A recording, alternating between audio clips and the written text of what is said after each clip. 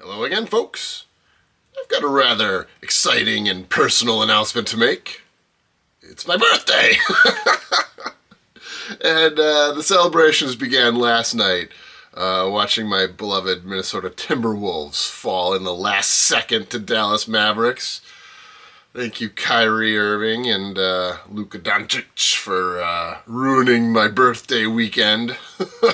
I'll recover. If you're not aware, Minnesota Timberwolves play basketball, and basketball is my favorite sport. And this is the first time we've been in the playoffs in a minute. No, this is the first time we've been this far in the playoffs for a minute. And I lost my voice a little bit. I may have lost a little sleep. But nonetheless, it is a joy to see them going as far as they are in the playoffs. And I think the future is bright.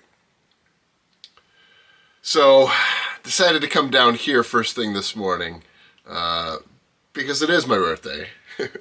And I do have a special present waiting for me. And before I open it, a special shout out to the unsung hero of Silk on the Web. When I started my YouTube journey, my old man got a little inspired by my my hunting for stamps, and he's been looking for stamps himself in all kinds of different odd places. And he found one. He found an album and has given it to me for my birthday. So thank you, Dad. And in honor of that, I'm going to tell one of my favorite stories about he and I.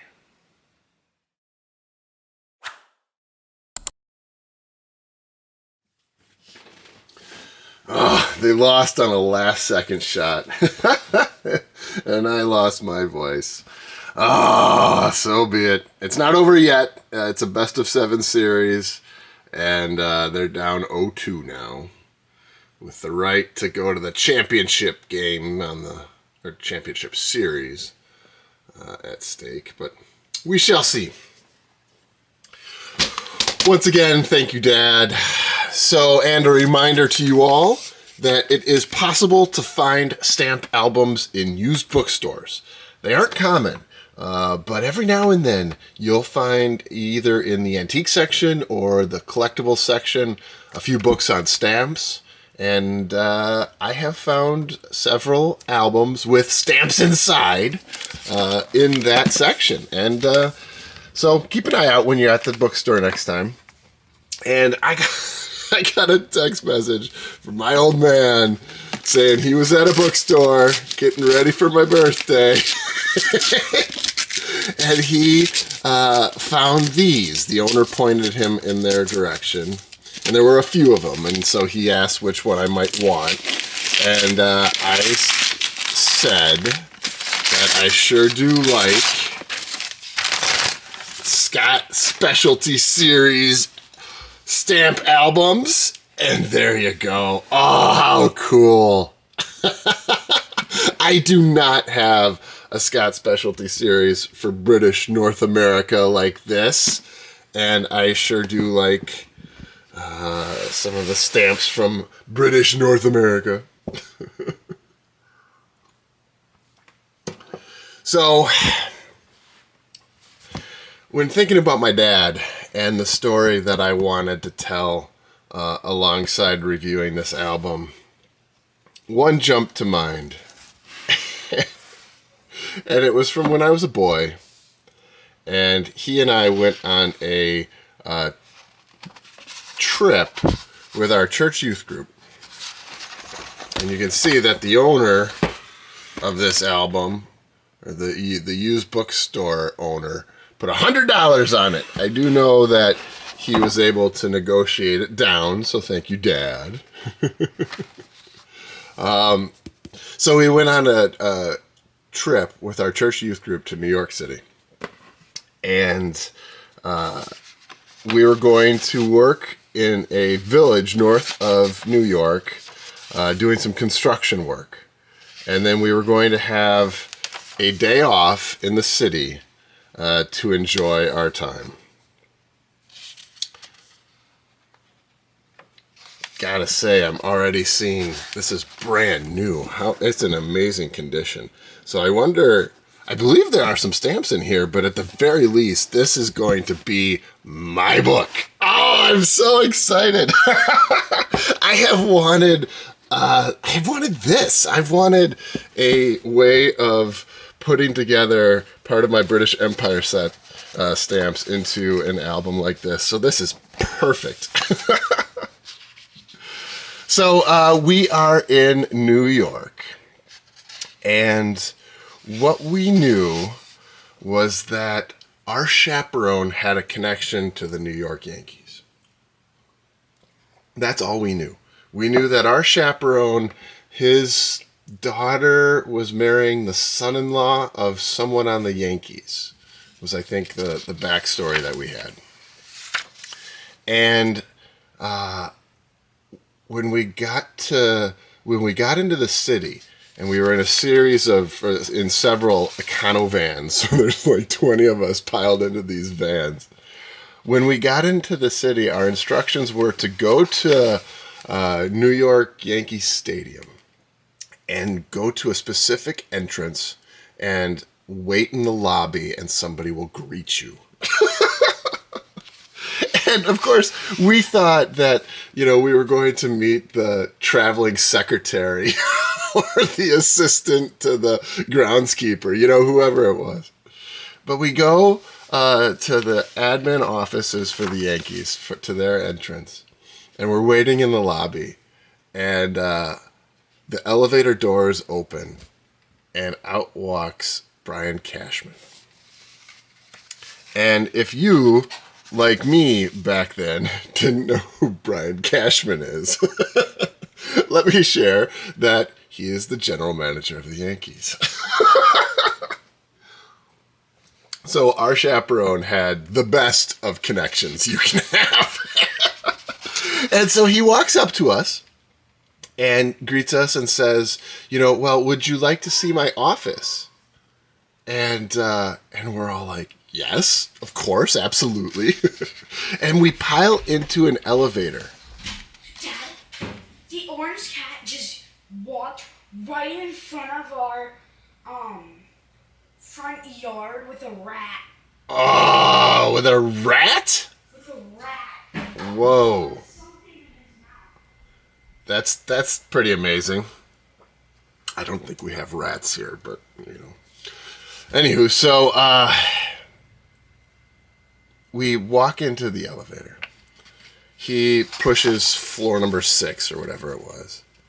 And we go up the elevator, all 20 of us, walk out into a hallway that is lined with black and white pictures of old Yankee greats. We walk past... Ooh, that's a nice stamp with a cool cancel. We walk past the World Series trophies, and we're just in hallowed grounds for a baseball fan. And we walk into Brian Cashman's office. And his office has 3 walls that are lined with the rosters for every single major league player, or every single major league club has their rosters on it. And then the 4th wall is glass and looks out on old Yankee Stadium. And oh, cool, purple cancel, like that. And we're standing around in his office, and he starts to tell us stories. And he tells us the story of the trade deadline. And I think this was 1999, 98 maybe. And he explains this was the year that Randy Johnson was getting traded. And the Yankees wanted Randy Johnson. And, oh, ship on stamp! Oh, very cool. I like that a lot. And so Cashman explains that at like 3 o'clock in the morning, on the night of the trade deadline, he gets a call from George Steinbrenner. And he picks up, 3 o'clock, and Steinbrenner, all he asks is, where'd he go? And Cashman explains to the Diamondbacks. And Steinbrenner goes, good, and hangs up the phone. Because he didn't go to an American League team that they would have to play. And they didn't fork over enough assets, I guess, to make the trade. But so we're standing around his office listening to baseball history. And then Cashman says, well, I went down to the clubhouse and I had the boys sign some balls for you.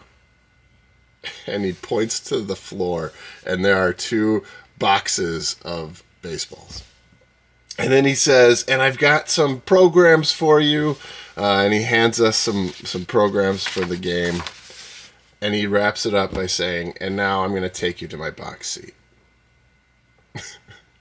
And we watched a Yankees game in the old Yankee Stadium from the box suite, the owner, or not the owners, the general manager's tickets, which for a group of 17, 18-year-old kids is about as good as it gets. It was very, very cool.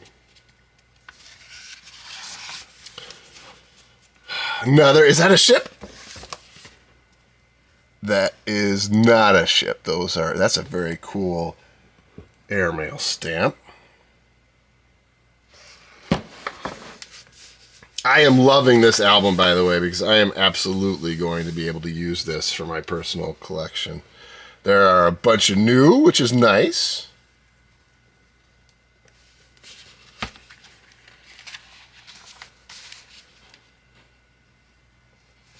It's getting a lot more populated now that we're getting into the later issues from Canada. That's cool.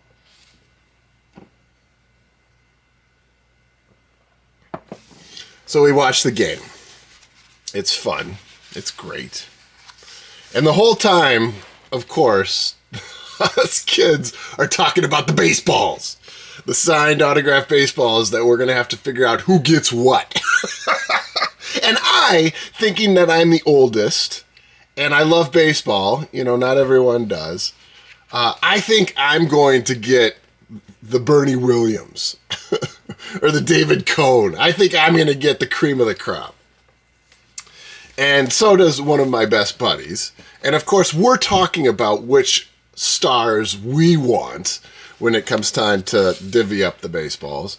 And why that's important is that those kids who are younger and don't follow baseball hear us saying names like Bernie Williams or David Cohn. And so everyone knows who the top ones are and what they should hope for when we do the great giveaway. And what's ultimately decided, we leave the game, we go through, we go back to the place we were staying, and some peacemaker decides that the only approach, the best approach, is to draw straws. And I drew the shortest straw. And very grudgingly, resentfully, watched these kids, many of whom had never seen a game of baseball in their life, choose all of the stars that I wanted.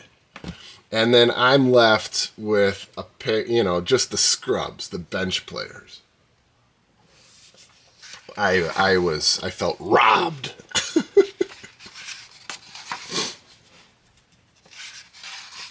So we wrap up our week in New York. We ate some great food. We saw some good sights. We did some good work in that community. I remember I helped somebody replace their deck. It was my contribution to the effort. And we go back home. And time passes, and I don't really keep track of this ball that I got as a souvenir. Again, because it's this bench player. I mean, it's a special. Those are kind of cool. It is. I like that purple cancel. It's a very special souvenir because it's an autographed Yankee. I mean, it's a baseball of an autographed Yankee, so it's special. But it's not. It's tinged with sadness because I didn't get any of the stars. And so it made its way. I love that stamp. Oh, that's a beautiful stamp. Newfoundland stamps are fantastic. I think I'm going to compile my Newfoundland collection into here. I've been wanting to do that forever. And so I think I might build this out as my Newfoundland collection. Oh, that's very cool. Newfoundland stamps are sought after, collectible, and beautiful. Oh, I'll have fun with that project. So the baseball made its way into the stash that my dad and I used to play catch with. And it goes back to when I was a young boy playing baseball. He and I would go out onto the driveway and toss the ball around. Or he'd hit a baseball or a tennis ball up in the air, and I would go chase it. Many, many great hours spent with my dad doing that. And I think about him often when I'm playing catch with my kids. Very, very nice moments.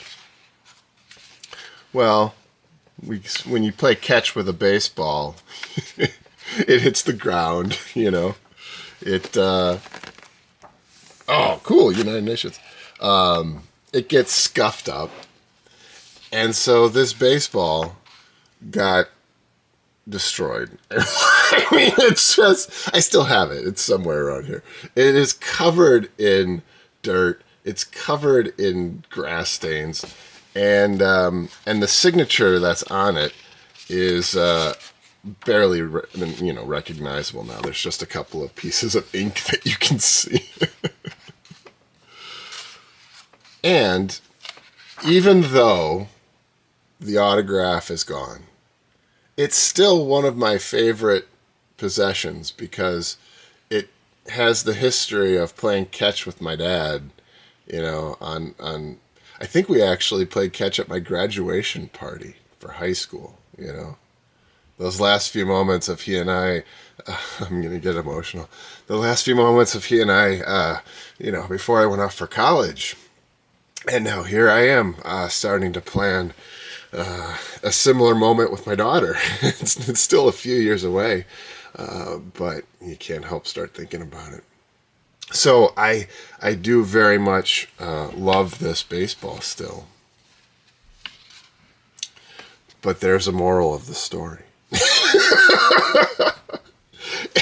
and the moral of the story is you don't know what you have at the beginning all the time. Sometimes things come into focus later.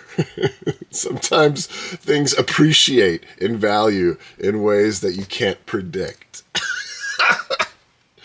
And in this instance, the player whose autograph I received was in his rookie year. No one had ever heard of him. And he went on to become a Hall of Famer catcher by the name of Jorge Posada. And so I received Jorge Posada's autograph in his rookie year, and I was so bitter that I lost the stick drawing, that I didn't treat it with the respect it deserved. And years later, his signature is gone. But in its place is a memento of a time spent with my dad, and for now an opportunity to tell a story about him. And I am quite grateful to do so as a way of saying thank you for this delightful album, Dad. I am going to use it. I am very excited because I have been wanting a way to put together my Canadian stamps, and this album will find a use for that. So, thank you for joining me for another stamp-related video. If you liked it, please go ahead and like it and do subscribe to the channel. It means a great deal to me. Until next time.